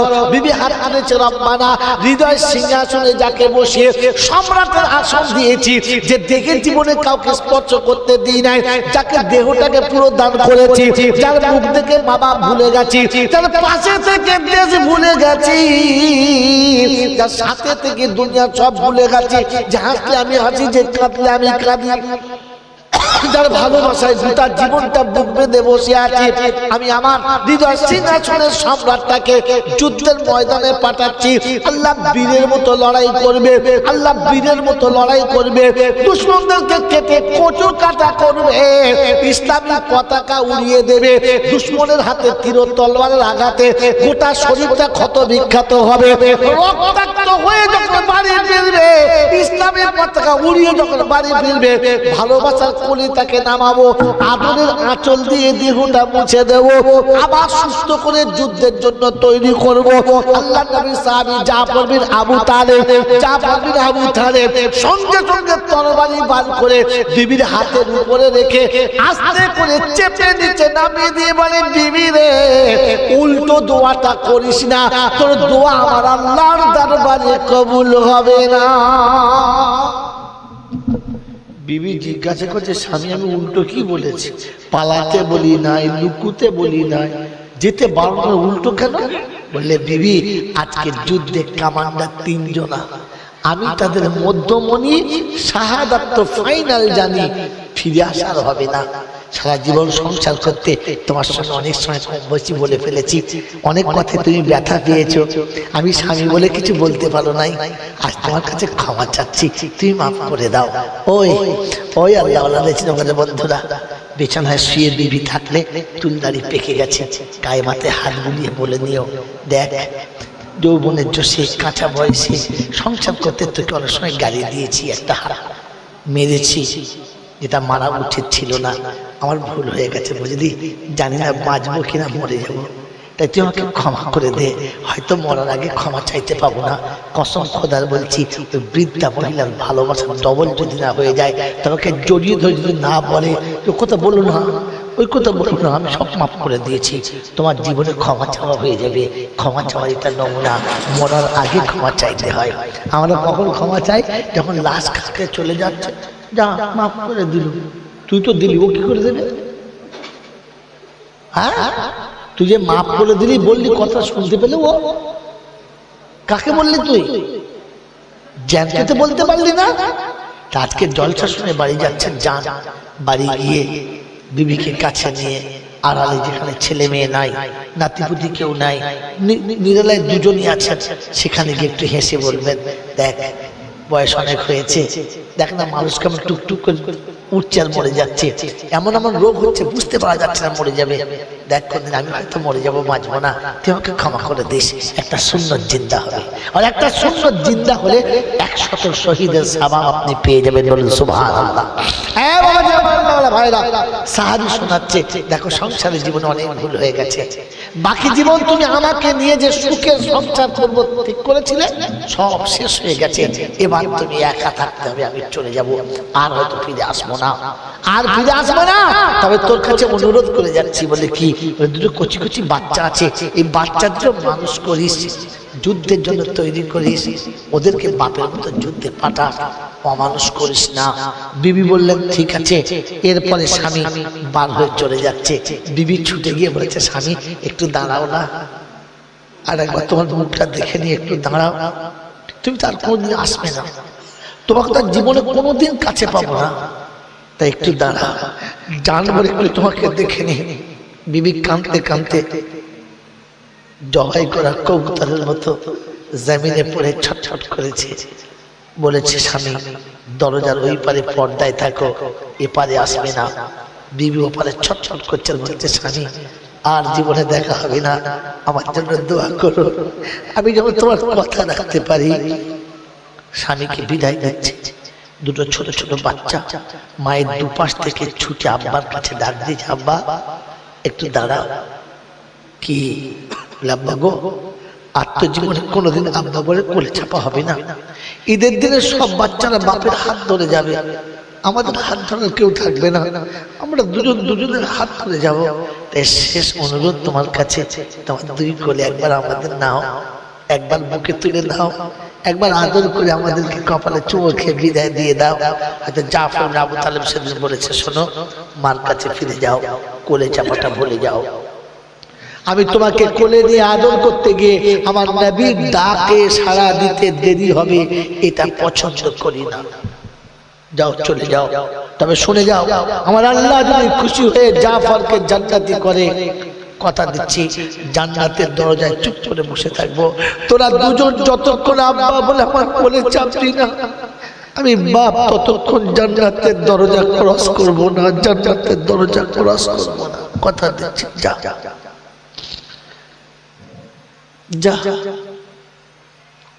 আল্লাহ নবী সাল্লাল্লাহু তাআলা আলাইহি ওয়াসাল্লামের সাহাবীদের দিকে তাকিয়ে আল্লাহ শুনিয়েছে, শোন, ঈমান যদি ভেরিফাই করতে চাস, তোর ঈমানটা যাচাই করতে চাস, তো সাহাবাদের ঈমানের পাশে তোর ঈমানটা রেখে দেখিস, তোর ঈমানটা সত্যি ঈমানের খাতায় চেপেছে কিনা। প্যারা নবী সাল্লাল্লাহু আলাইহি ওয়াসাল্লামের তৃতীয় সাহাবী আব্দুল্লাহ বিন রাওয়াহা দরজার কাছে গিয়ে জানালার কাছ থেকে আওয়াজ দিচ্ছে, আসসালামু আলাইকুম ওয়া রাহমাতুল্লাহ। বিবি কোরআনে পাকের তেলাওয়াত করছিলেন, যেমনি স্বামীর কণ্ঠস্বর কানে পড়েছে, দরজার কাছ থেকে কণ্ঠস্বর শুনেছে, কোরআন শরীফ বন্ধ করে দরজা খুলে বললেন, ওয়ালাইকুম আসসালাম। বললে, বিবি বাইরে আসতে হবে না, আমি যুদ্ধের ময়দানে নাম লিখেছি, চলে যাচ্ছি, তুমি আমাকে বিদায় দাও, বিদায় দাও। বললে, স্বামী একটু ভিতরে আসা যায় না, একটু ভিতরে, আপনি যুদ্ধে যাবেন, আমি সাজিয়ে দেবো। বললেন, না, সম্ভব না, তোমার হাতের এখনো মেহেদির কালার যায় নাই, গায়ে বিয়ের বাসরাতের গন্ধ যায় নাই, ফুলসজ্জার বিছানা এখনো সেখানে পড়ে রয়েছে, ওইখানে বসে তোমার বাহু ধরে ধরা দিলে আমি হয়তো যুদ্ধে যেতে পারবো না, বাধা হয়ে যাবে। তো বিবি শোনাচ্ছে, খোদার কসম করে বলছি, ওয়াল্লাযী নাফসি বিয়াদিহি, ওই পাক জাত যার হাতে তোমার আমার জান, ওই আল্লাহর কসম করে বলছি, বাঁকা চোখেও তাকাবো না, আর বাহুতে তোমাকে জড়াবো না। বলে, তবে? বলে, স্বামী কালকের বিয়ে হয়েছে, তো তোমার মুখটা এখনো ভালো করে আমার দেখা হয় নাই, অন্ধকার রাতে তোমার ঘরে এসেছি, ফজরে তুমি উঠে চলে গেছো, আমি তোমার মুখটা ভালো করে এখনো আমার দেখা হয় নাই, তাই আমি তোমার মুখটা একবার দেখতে চাচ্ছি, যেন কিয়ামতে তোমাকে চিনতে পারি। তো আব্দুল্লাহ বিন রাওয়াহা শোনাচ্ছে, এই এক রাতের ভালোবাসায় গোটা জীবন কাটাতে পারবে? হ্যাঁ, আমি আশা নিয়ে বসে থাকবো, আমি কমান্ডারের বিবি, কাল কিয়ামতের ময়দানে তোমার সঙ্গে জান্নাতে যেতে চাই, আর কারোর সাথে নাই। তো আব্দুল্লাহ বিন রাওয়াহা শোনাচ্ছে, বিবি তাহলে বসে থাকো, অপেক্ষা করে, কাল হাসরের ময়দানে আমি যখন আগিয়ে যাব, তো যে আল্লাহর হুকুমে চলেছি, যে নবীর মুহাম্মদ বুকে নিয়ে তোমাকে বাসরাতে ছেড়ে দিয়ে চলেছি, কাল কিয়ামতের ময়দানে ওই আমার আল্লাহ আমার হাতটা ধরে বলবে, এই আব্দুল্লাহ বিন রাওয়াহা, তোর বিবি দাঁড়িয়ে আছে আর একা চলে যাচ্ছিস, সাথে নিয়ে যা, বিবি সাথে নে, একা যাস না। আমার বন্ধুরা, আমার আল্লাহ ভাইরা, আমার জ্ঞানীরা, বুদ্ধিজীবীরা, আমার সোনামণি মায়েরা, বোনেরা, আব্দুল রাওয়াহার বিবি দেখছে স্বামী যখন আগিয়ে চলে যাচ্ছে, তখন আস্তে করে পিছনে জামাটা ধরেছে আর ধরে বলে দিয়েছে, ধরে আস্তে করে জামাটা ধরে বলেছে, স্বামী দেহ ঘুরাতে হবে না, একটু চেহারাটা ঘুরিয়ে দাও না, তোমার মুখটা একবার আমি দেখে নিই। আব্দুল রাওয়াহা নিজের তরবারির ধার দিয়ে পিছনে জামাটা কেটে ছেড়ে দিয়ে চলে গেছে আর বলে গেছে, জামাটা হাতে রাখিস, জামাটা হাতে রাখিস, কিয়ামতের ময়দানে যেদিন যাবি আমার পিছনের জামাটা ছেঁড়া থাকবে, তুই দেখে নিবি এটা তো স্বামী, তোর হাতের কাপড়ের টুকরো দেখে আমি বুঝে নেব তুমি আমার বিবি। এই পরিচয় দিয়ে তোমার কাছে চলে গেলাম। আমার মুসলমান ভাইরা, আল্লাহওয়ালা ভাইরা, যুদ্ধ শুরু হলো, যুদ্ধ শুরু হলো, যার আর শাহাদাত বরণ করলো, ওই সময় ইসলামের পতাকা কেমন যেন নেমে যাচ্ছে, একেবারে অর্ধনমিত, ছুটতে ছুটতে জাফর আবু তালেব এসে ধরে ফেললেন। এত মজবুত হাতে ধরলেন, এত মজবুত ধরেছিলেন যে সেদিন যুদ্ধের ময়দানে সমস্ত দুশমনের বুকটা কেঁপে গেছে, কিন্তু লড়াইয়ের ময়দানে লড়তে লড়তে তার দক্ষিণ হস্ত কেটে ফেলা হলো, বাম হাতে ধরে ফেললেন, বাম হাতটা কেটে ফেলা হলো, দুটো কাটা হাতের অর্ধেক বাজু দিয়ে ইসলামের পতাকা চেপে ধরেছে। আমার আল্লাহর ভাইরা, দুশমন দেখেছে আশ্চর্য, ইসলামের ভালোবাসা, দুটো হাত গেছে, ইসলামী পতাকা তখন পড়তে দিচ্ছে না, তাই সঙ্গে সঙ্গে জাফর আবু তালেবকে দেহ কেটে দুটুকরো করা হলো। দেহ দুটুকরো হয়েছে, ধর একদিকে চলে গেছে, মাথার বুকটা একদিকে চলে গেছে। আমার আল্লাহর ভাইরা, ইসলামের পতাকা একেবারে মাটিতে পড়বো, আব্দুল রাওয়াহা বিদ্যুৎ করতে ছুটে আসছে, তৃতীয়বার ঝান্ডা আমাকে ধরতে হবে। হঠাৎ এসে দেখে ঝান্ডা তখনও দাঁড়িয়ে আছে, অবাক হয়ে গেলেন। আল্লাহ রাসূল যে আমাকে ধরতে বলেছিল, তাহলে কি কোনো ভুল হলো? তৃতীয় ব্যক্তিকেও ধরে দিলে, এই চিন্তায় তিনি রয়ে গেলেন। আমার আল্লাহওয়ালা ভাইরা, জ্ঞানীদের সুধী মানুষরা যখন ঠিক এরকম জায়গায় চলে এসেছে, তখন আব্দুল রাওয়াহা দলের ভেতর ঢুকে দেখে দেহ কেটে দুটুকরো হয়ে গেছে, মাথাটা মাটিতে পড়ে আছে, আর দাঁত দিয়ে ইসলামের পতাকাকে তখনও দাঁড় করিয়ে রেখেছে। বলুন সুবহানাল্লাহ। আমার আল্লাহওয়ালা ভাইরা, আব্দুল রাওয়াহা যখন ছুটে এসে পতাকা ধরেছে, মুখটা খুলে দিলেন আর বলে গেলেন, আব্দুল রাওয়াহা, যারা মদিনায় যাবে তাদেরকে বলে দিও, জাফর হাসতে হাসতে জান দিয়েছে, তবু ইসলামের পতাকা কখনো নামতে দেয় নাই। এই রেজিনামের বন্ধুরা, তুমি তো হাসতে হাসতে মিথ্যা বলে ফেলেছো, হাসতে হাসতে সুদ খেয়ে ফেলেছো, হাসতে হাসতে অন্যায় করে ফেলেছো, হাসতে হাসতে মুসলমানের ইজ্জত নিয়ে খেলা করেছো। তুমি কি করে জাফর বিন আবু তালেবের সামনে দাঁড়াবে? যেদিন জাফর বিন আবু তালেব এসে জিজ্ঞাসা করবে, রেজিনামের বন্ধু, ইসলামের জন্য বিবিকে দেওয়া করেছি, বাচ্চা চুলকে ইয়েতিম করে ছুটে এসে গোলামের মতো রক্ত দিয়ে শাহাদাত বরণ করেছি, ইসলাম পেয়ে খেলা করে চলে এসেছো, এখনো ইসলামের কদর করতে পারো নাই। আমার বন্ধুরা, আমার আল্লাহওয়ালা ভাইরা, রাত অন্ধকার হয়ে গেছে, যুদ্ধ শেষ হলো, রাতের অন্ধকার হয়ে গেছে, সাহাবীরা ঘুমিয়ে ঘুমিয়ে স্বপ্ন দেখছে, জাফর বিন আবু তালেব সুন্দর ফুলের বাগানে একাই পায়চারি করছে, জিজ্ঞাসা করছে, জাফর, আমার আল্লাহ তোমার সঙ্গে কেমন ব্যবহার করেছে? বলে, বন্ধুরে, আমার আল্লাহ যখন আমাকে দেখেছে, রক্তাক্ত মাখা শরীরে গেছি, জিজ্ঞাসা করলে, জাফর কি চাও বলো? আল্লাহ আমি যা চাইবো দেবে। বলে, নিশ্চয়ই তুমি পরীক্ষায় উত্তীর্ণ হয়েছ, তুমি পরীক্ষায় বিজয়ী হয়েছ, তুমি উচ্চ ডিগ্রি পেয়েছো, বলো তুমি যা চাইবে তাই দেবো। বলে, দেবে তো? বললে, হ্যাঁ দেবে। বললে, হ্যাঁ। 3 বার প্রতিজ্ঞা দেওয়ার পর বলেছিলাম, আল্লাহ আমাকে আরেকবার মদিনায় ফিরিয়ে দাও না, আমি আমার নবীর মসজিদে যেতে চাই, আমার নবীর পিছনে ফজরের নামাজ পড়বো, আমার নবীর যুদ্ধের ডাক দেবে, আমি জাফর আবার নাম লেখাবো। দুশমনের সঙ্গে যুদ্ধ করতে করতে দুশমন আমার হাত কেটে নেবে, পা কেটে নেবে, নাক কেটে নেবে, কান কেটে নেবে, শরীরটা টুকরো টুকরো করবে, আমি ওই টুকরো টুকরো শরীরের একসঙ্গে সব গড়িয়ে গড়িয়ে তোমার কাছে আসবো। তুমি যখন ডাকবে আর জিজ্ঞাসা করবে, আমি বলবো আল্লাহ নাক তোমার রাস্তায় কাটিয়েছি, হাত তোমার রাস্তায় কেটেছি, পা তোমার রাস্তায় কেটেছি, দেহ তোমার রাস্তায় টুকরো টুকরো করেছি, অবশ্যই শাহাদাত তোমার রাস্তায় করেছি। আল্লাহ তুমি কি বদলা দেবে বলো।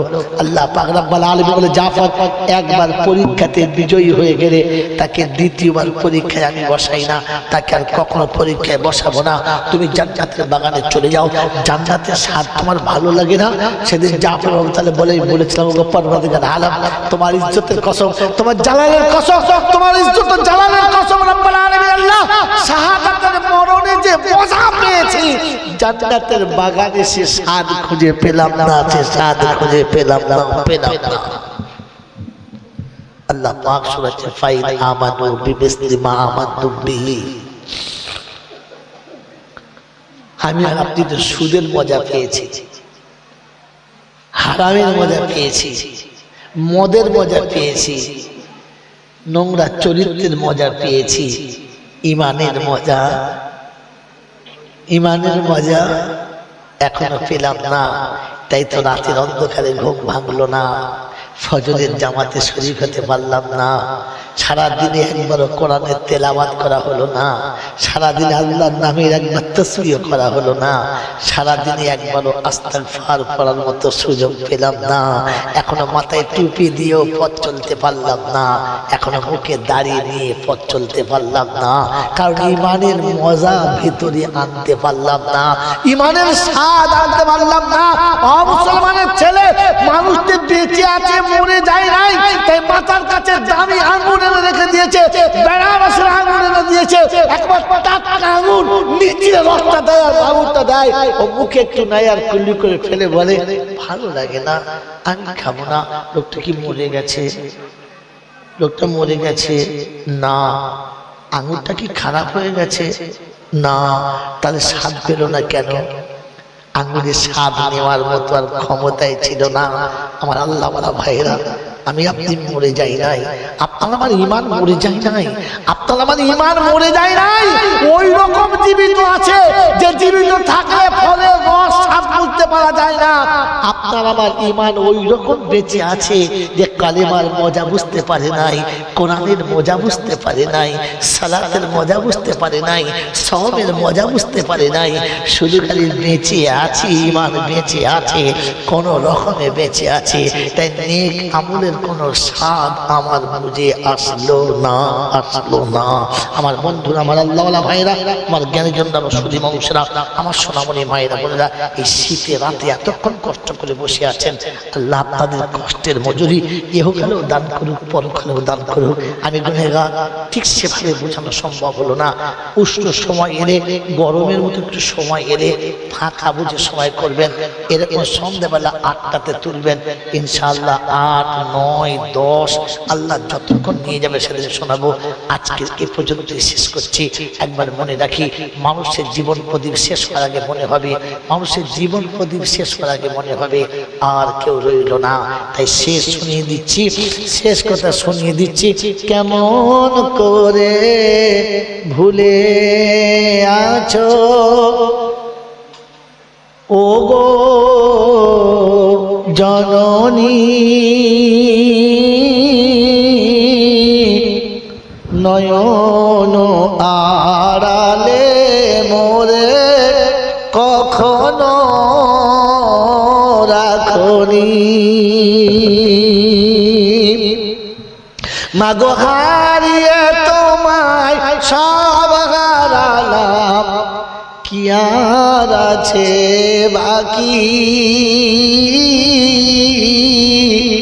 ত্রিভুবনে আলোয় আলো তবু আধার দেখি। মাগো নেয় না কেহ কোলে তুলে, আর খায় না কেহ চুমা,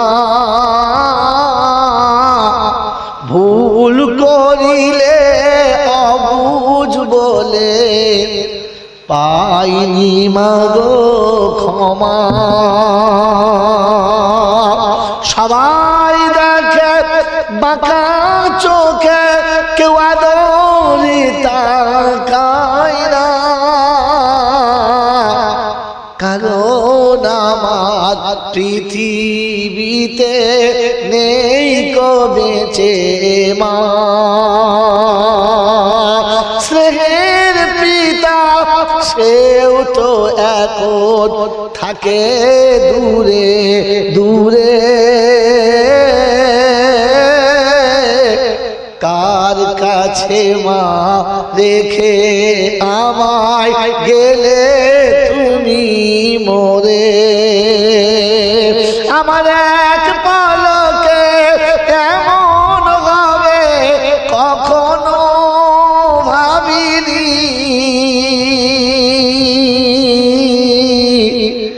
কেমন করে ফুলে আছো ওগো জননী।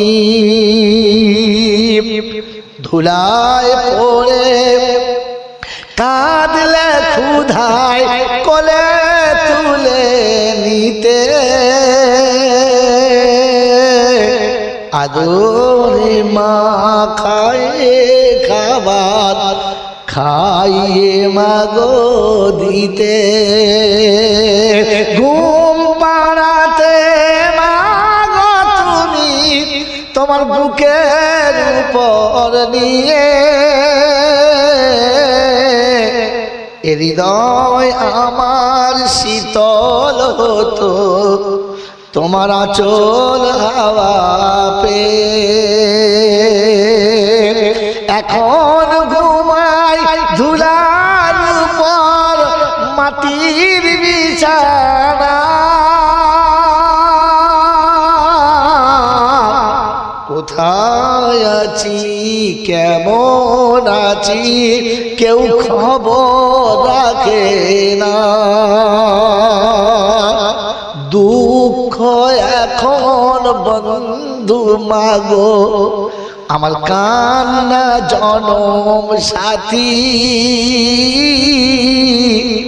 দিন কাটে মা যেমন তেমন কাটে না তো রাতি। তোর কথা মা পড়লে মনে সইতে পারি না, তখন চোখের জলে বালিশ ভেজে ভেজে বিছানা। মা তুই কখন এসে আব্বা বলে ফের ডাকবি রে আর তুলবি কোলে, তুই কখন এসে আব্বা বলে ফের ডাকবি রে আর তুলবি কোলে, আমি কখন আবার শান্ত হব তোর বুকেতে গিয়ে। গেলি যখন ওরে উমা কেন গেলি না আমায় নিয়ে, তোর বুকেতে গিয়ে আমার এক পলকে এমন হবে কখনো ভাবিনি। কেমন করে ভুলে আছো ওগো জননী।